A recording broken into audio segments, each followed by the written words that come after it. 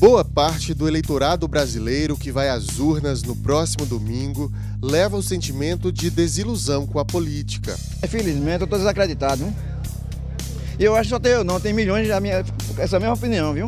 Agora eles estão na campanha, então eles oferecem tudo, diz que vai fazer tudo, mas depois, quando passa, aí vocês vão cobrar. Fala pra gente, vocês vão cobrar.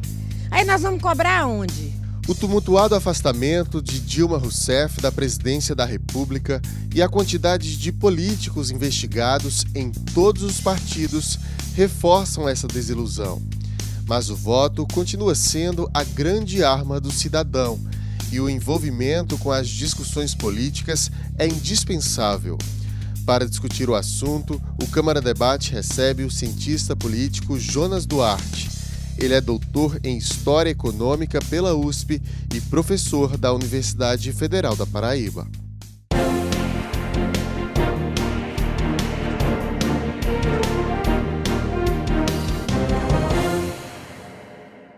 Você de casa que acompanha a programação da TV Câmara, seja muito bem-vindo a mais uma edição do Câmara Debate. Professor Jonas, bem-vindo à TV Câmara também. Muito obrigado pela presença. É um prazer, Lael, estamos à disposição.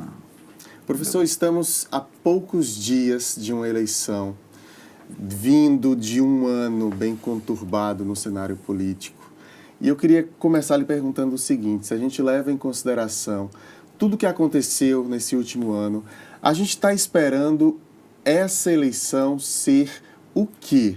Ter que tipo de eleitor? Um eleitor mais desanimado, mais desacreditado, um eleitor que está querendo de alguma maneira dar mais atenção ao voto e tentar fazer justiça com algo que ele se sinta injustiçado. O que é que a gente pode esperar dessas eleições? Eu espero e tenho a impressão de que essa eleição vai demonstrar um eleitor muito insatisfeito com o sistema político nacional. O sistema político, o sistema eleitoral brasileiro, ele está falido, ele está claramente falido, sem condições de representar à altura o eleitor.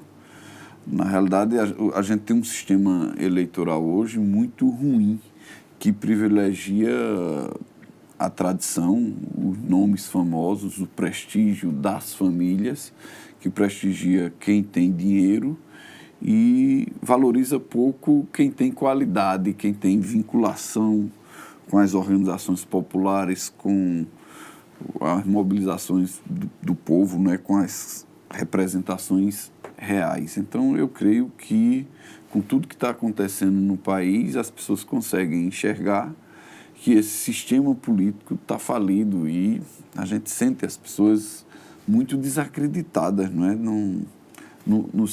Na sua representação política, muito desanimada com a representação política. O que pode ser perigoso, professor, se a gente passa a não dar mais atenção à política, acha que está tudo perdido, meu voto não vai valer de nada, eu vou ali anular o voto? Isso pode ser ainda pior? Pode, lógico. Nós não temos saída para o Brasil, para a nossa cidade, para o nosso estado, que não seja via política. A política é quem direciona, a política é quem encaminha os problemas e quem pode encaminhar as soluções. É a via política, e eu diria mais, é a via política e partidária. O que nós necessitamos, na realidade, é uma reforma desse sistema político. Esse sistema político está caduco.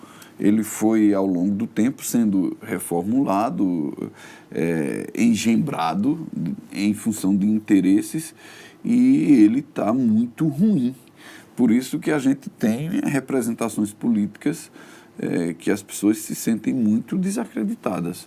Eu diria que o nosso Congresso Nacional se amostrou ao mundo, se exibiu ao mundo como pessoas sem nenhum vínculo com interesses populares e muito mais ligados, e os deputados nossos, quando tiveram a oportunidade de expressar isso, não tiveram nenhum pudor em ter como referência dos seus votos a família, as pessoas mais ligadas, as pessoas mais próximas a eles, e não o interesse do eleitorado. Isso é gravíssimo, né? E mostra que nós estamos necessitando urgente de uma reforma política profunda e que as pessoas opinem sobre que sistema político nós queremos, nós precisamos, para vincular a representação política dos interesses da sociedade.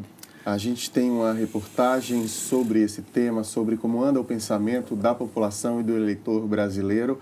Vamos assistir para a gente continuar o debate.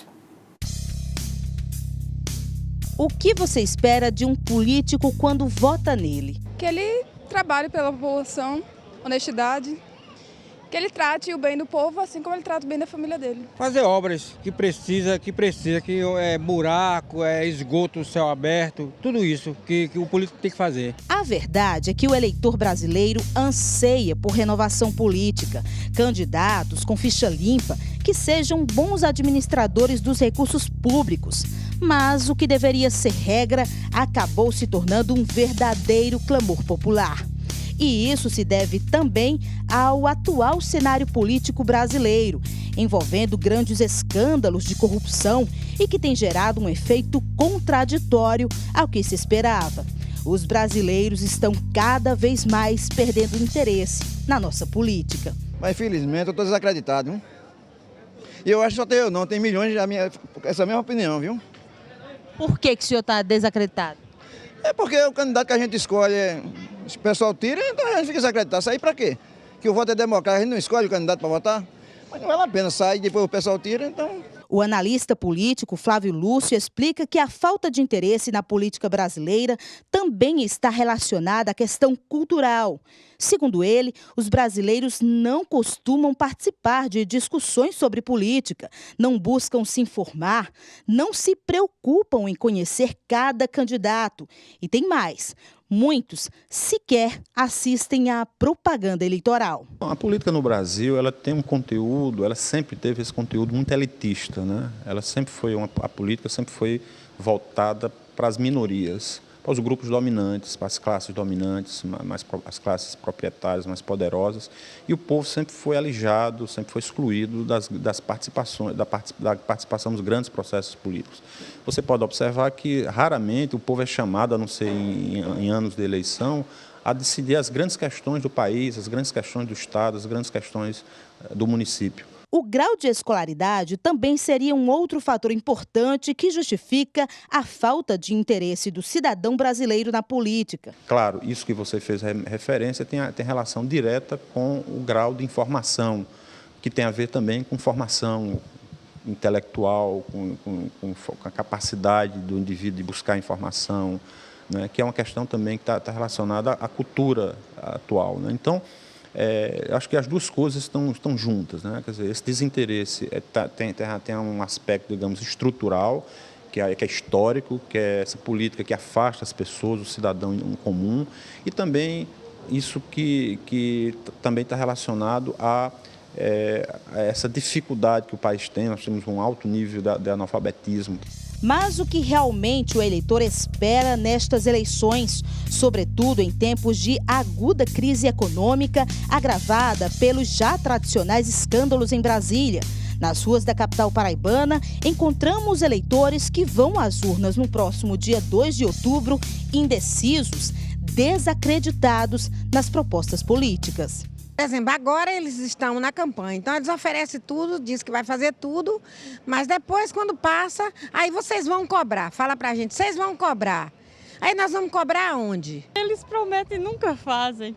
A política hoje é muito mentirosa, tanto de ambas as partes, tanto politicamente falando do lado deles, lados políticos, como nós, às vezes, nós mentimos.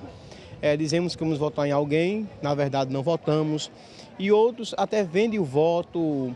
Então, para mim, isso não é consciência política. E essa falta de interesse na política brasileira tem feito com que muitos desses cidadãos passem a cobrar cada vez menos dos seus representantes. Preciso que a sociedade fique muito atenta para que a gente consiga dar um salto. E mais do que nunca, mais importante do que tudo, é que as pessoas não se desiludam com a política. A política é o único mecanismo que o povo tem para enfrentar e resolver seus problemas. Fora dela, as soluções serão sempre autoritárias e sempre no interesse dos grupos dominantes. Muito boa. Tá aí. Tem vários depoimentos ali para a gente destacar um pouco, professor. Tem principalmente dessa desilusão toda do eleitor. Um cidadão falou assim: a gente vota e o pessoal tira, meu voto não valeu de nada. Ele deve estar se referindo, então, a esse processo de impeachment e o afastamento definitivo da presidente Dilma Rousseff.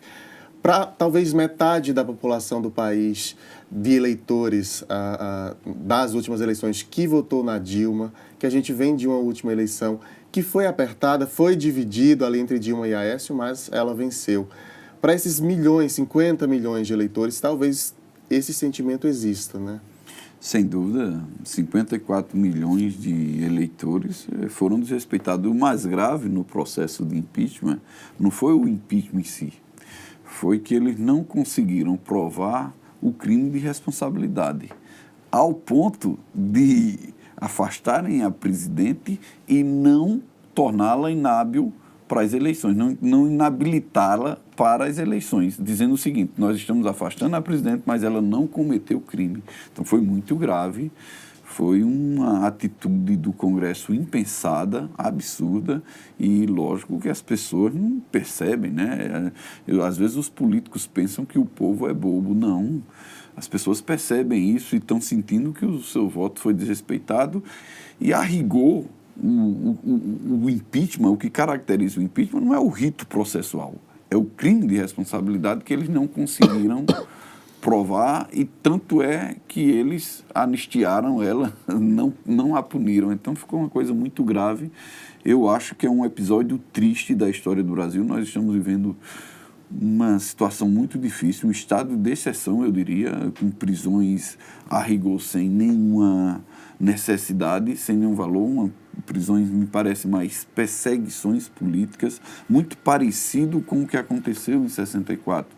Lembre-se que em 64 prenderam o ex-presidente Juscelino Kubitschek, perseguiram o ex-presidente Juscelino Kubitschek e o prenderam, o caçaram, acusando de corrupção, sem absolutamente nada, nenhuma prova, com um resquício autoritário muito grave. Então isso decepciona o eleitor, e a situação que o país vive eu temo muito, porque quebrou-se o aparato legal principal nosso, que é a Constituição.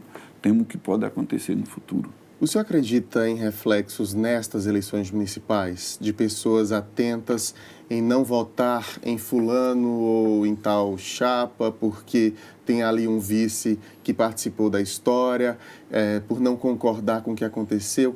Ou o senhor acha que o eleitor esquece, o eleitor acaba indo pela sua necessidade e vai votar em pessoas, ainda pessoas que foram a favor desse processo de impeachment, ainda que esse eleitor não tenha concordado com o processo? Eu acho que vai ter reflexos, claro.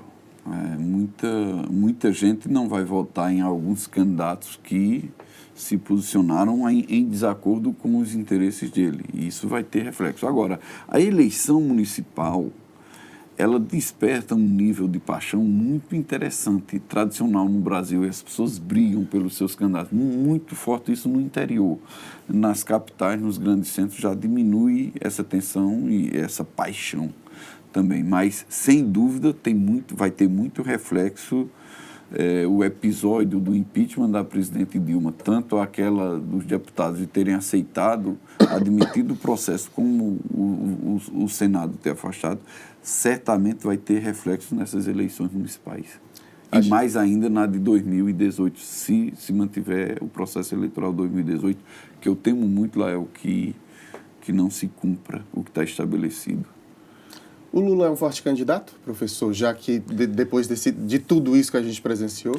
Tão forte que querem prendê-lo a todo custo.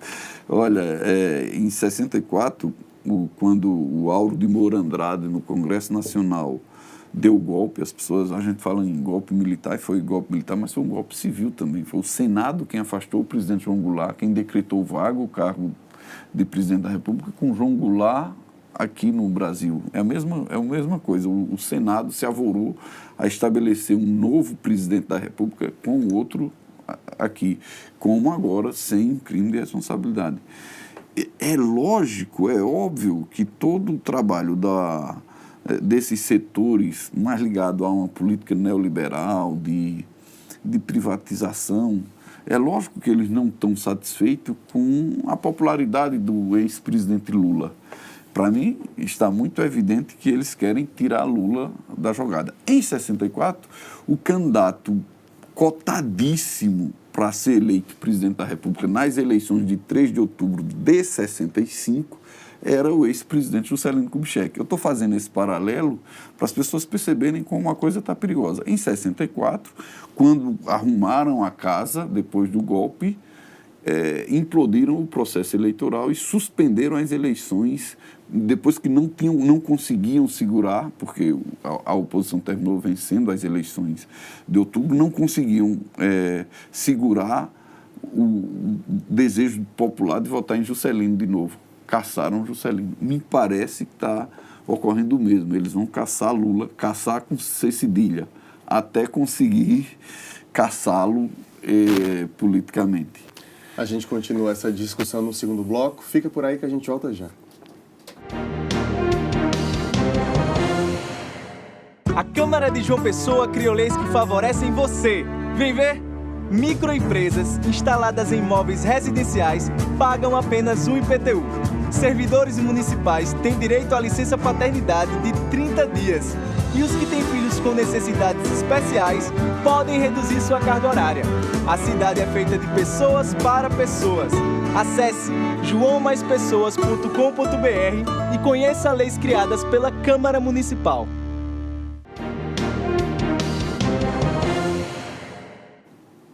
O Câmara Debate está de volta hoje recebendo o professor da UFPB, Jonas Duarte, que é cientista político, historiador também. Estamos conversando um pouco sobre a situação política do país. A gente vai conversar também sobre a situação política aqui de João Pessoa daqui a pouquinho. Deixa eu voltar esse bloco lhe perguntando o seguinte, professor. No primeiro bloco você já falou a gente sobre a necessidade de uma reforma política efetiva. Essa reforma parece não interessar o nosso parlamento atual em Brasília, pelo menos a maioria. A gente não vai conseguir colocar para frente nunca se a gente não trocar esses políticos? Claro. Eu acho que a gente... os nossos políticos estão muito, no geral, né? Você tem muita gente boa, muito político bom ali. Mas, no geral, é aquilo que eu disse anteriormente. A estrutura eleitoral favorece a quem tem dinheiro e quem tem sobrenome famoso. Isso é terrível. Quem tem dinheiro e sobrenome não é critério para você ser representante. Então, é um coronelismo nos dias de hoje ainda? É um neocoronelismo, né?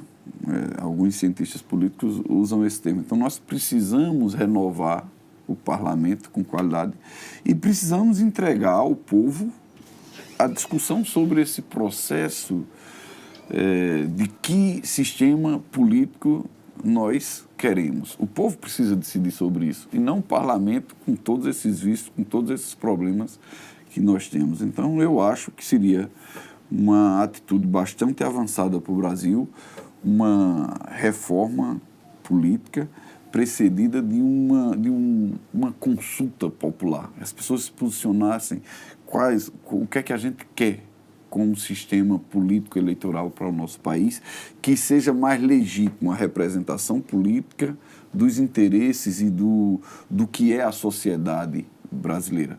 Nós temos na sociedade brasileira 78% da população é classe trabalhadora em vários níveis. No Congresso você não tem 10% de representantes que sejam operários, camponeses, trabalhadores urbanos, comerciários. A grande maioria são de outros setores da sociedade. E isso é muito ruim para o parlamento, muito ruim para a nossa representação política. Talvez seja esse o nó que nós tenhamos que desatar com uma reforma política que legitime a representação política. E mais do que nunca precisamos estar atentos ao voto, apesar dessa desilusão toda, né, professor? O voto é sagrado, o voto é a coisa principal que nós temos. Então, Nós não podemos votar como se votou durante muito tempo, pela amizade, pela simpatia, pelo dinheiro, pelo tijolo. Isso assassina a nossa democracia, violenta a nossa democracia. Nós temos que pensar nas organizações populares, nos interesses da cidade, nos interesses do nosso Estado, nos interesses das nossas categorias sociais majoritárias, das minorias, no interesse da mulher, no interesse de vários setores oprimidos, discriminados historicamente. Então, nós temos que procurar votar nas pessoas que estão comprometidas com esses interesses da grande maioria da população do ponto de vista social e das minorias oprimidas, reprimidas, que nós temos historicamente nesse país. O voto é fundamental para isso, votar. E eu digo assim, as eleições municipais mobilizam muito as paixões. Agora, precisa que as pessoas, além da paixão, tenham a consciência política, um nível de organização, de informação sobre quem disputa essas eleições para se posicionar claramente. Professor, uma perguntinha sobre o governo Temer, para a gente poder vir para o cenário local, que o programa passa muito rápido. O que esperar, professor, desse governo diante desses meses já, das atitudes, das posturas, dos cortes, da equipe montada pelo Temer? O que esperar desse governo? Olha, é um governo de perfil neoliberal. O que significa o governo de perfil neoliberal? De que vai fazer um ajuste na economia, vai equilibrar despesas e receita a partir dos cortes das despesas. Onde vai cortar nas despesas? Onde há despesas, onde é que se gasta nesse país. Vai cortar na saúde, na educação, na segurança, vai cortar na infraestrutura, em todas as políticas de desenvolvimento. Por quê? Porque um governo de caráter neoliberal ele tem que assegurar o superávit primário, ele tem que assegurar recursos para o sistema financeiro. Infelizmente, toda a equipe do governo Temer, e eu posso falar isso claramente, o governo Temer é uma guinada que o PMDB dá de uma aliança com uma linhagem mais neodesenvolvimentista do PT e que se forma num golpe contra o PT, trai, digamos assim, os compromissos com o PT e se bandeia para o PSDB, que é a outra ponta política nesse país, nesse momento. Nesse polo está aqui o PT com uma política mais neodesenvolvimentista, no outro está o PSDB que centraliza uma política mais neoliberal, de característica neoliberal, um pensamento neoliberal. O PMDB trai essa política com o PT e se ajusta aos interesses do PSDB. Enquanto o PSDB estiver satisfeito, eu acho que mantém Temer. Depois pode vir até um golpe contra o próprio Temer, caso esse não se ajuste a essa política neoliberal dessa linhagem do PSDB, que triste sigla, né? Partido Social Democrata com um viés tão neoliberal, coisas do Brasil. Eu peço desculpas pela voz e pela tosse, minha gente, estou saindo de um resfriado. Professor, ainda sobre o Temer, a gente tem uma possível justificativa que a gente fica ouvindo para os cortes, de que a casa está bagunçada. Esse discurso pode ser perigoso e existirem cortes que nem fossem necessários, ou cortes equivocados, mas com um eterno discurso de que a Dilma deixou tudo bagunçado? Olha, primeiro, isso é uma mentira. Isso é uma mentira. A economia brasileira está sofrendo. Nós estamos com um nível de desemprego alto e com uma receita baixa. Isso, primeiro, é fruto da queda das commodities, dos preços dos produtos que o Brasil exporta. Teve uma queda gigantesca entre outubro de 2014 e até junho de 2015. Para você ajustar isso daqui, o Brasil hoje tem reservas internacionais na ordem de 370 bilhões de dólares. Tem uma situação, eu diria, razoavelmente boa. Então, o Brasil precisa reestruturar, equilibrar as contas, como faria um ajuste rápido aqui, alguns cortes que são necessários, mas faria investimentos para ampliar a demanda, coisa que o governo Lula fez em 2007 e 2008 no início da crise internacional. Isso é possível? Claro que é. Vamos buscar recursos onde temos, investe, amplia a oferta de recursos, amplia a demanda e aumenta a receita. Isso foi feito com sucesso e eu diria que derrubaram Dilma por isso. Sabe por quê? Porque se você pegar a Grécia, Espanha, Itália, Portugal e os países que viveram aquelas crises de 2007, 2008, eles fizeram o contrário. Eles cortaram tudo, não é? O FMI, a Troika, o Banco Mundial, o Banco Europeu exigiram todos os cortes, geraram um desemprego, reduziu a receita, o país entrou em bancarrota, não conseguiu pagar seus compromissos e está naquela situação que está. E o Brasil fez o contrário e deu certo.